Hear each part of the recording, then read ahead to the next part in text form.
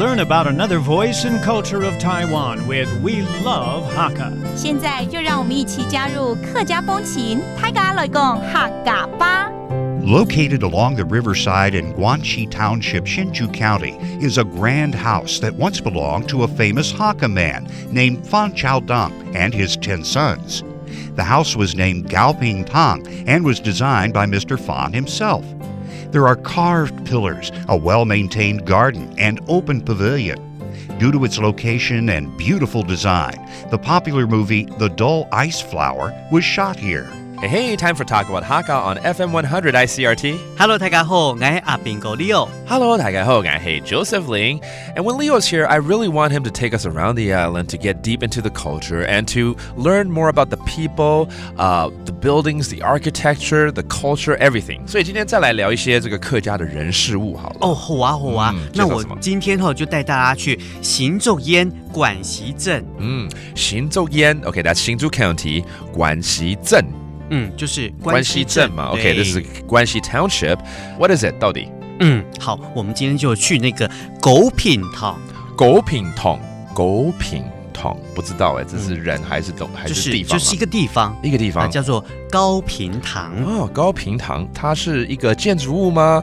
还是它是一个博物馆吗？还是？它是一个就是在关西很有名的一位士绅范超登先生，他是以前住过的房子。So this is actually a house that's occupied by a well-known Hakka gentleman by the name of 范超登，就是范朝登先生啊。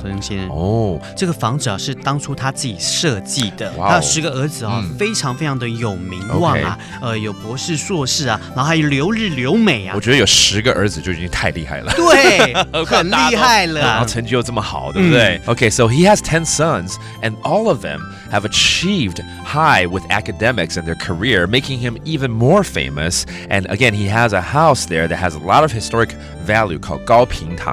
所以有空真的应该去关西镇来参观一下了对啊，可以去看一看啊，参观一下。而且以前有一部很有名的电影是在这边拍的相信很多人都听过《路边花》。路边花。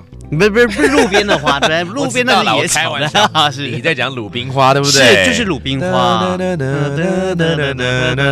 好棒哦！还有那个场景在耶。对呀。All right, you gotta check this out because a very well-known movie called 鲁冰花 was filmed here as well.